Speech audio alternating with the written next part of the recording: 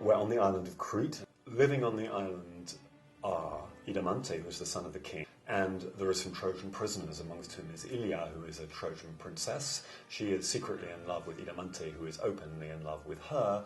Idomeneo is rescued from a storm at sea and arrives home, but we discover when he arrives that he has made a vow to kill the first person that he sees when he lands on shore, if Neptune, the god Neptune, will save him from drowning at sea. The first person he sees, of course, is his son, Idomeneo. Idomeneo cannot deal with the idea of killing his son, so decides to send him away. But of course Neptune is not happy. So at the end of the first half, this serpent, this monster comes out of the sea, causing death and destruction because Neptune is punishing Idomeneo for not having made the sacrifice he promised he would.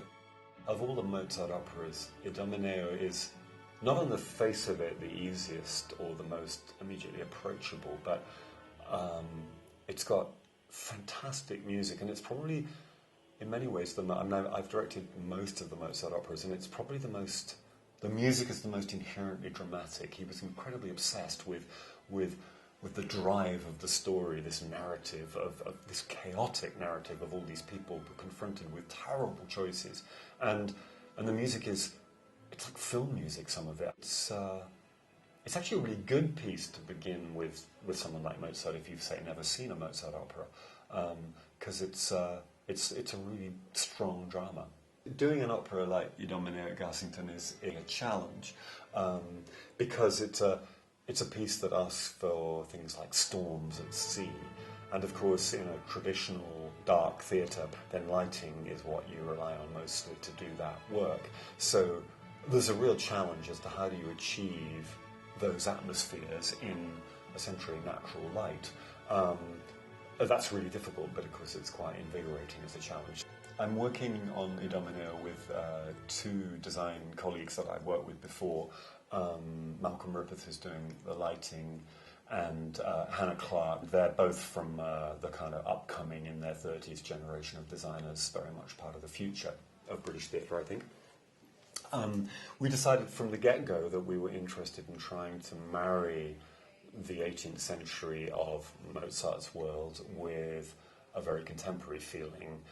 We've started designing it at the time when more and more refugees were turning up on the islands like Lesbos and the Greek islands from Turkey, and all the Syrian refugees and so on, and all those images of people struggling off boats. And of course we have Idomeneo returning home, we have Ilia and the prisoners who are equivalent to refugees. So we were that kind of imagery became quite important to us, the shoreline of that kind of an island. The piece is fundamentally about two ways of life. Idomeneo his career is based around violence. He's fought in the Trojan War for all this time. He's a general, he's a leader of men into war.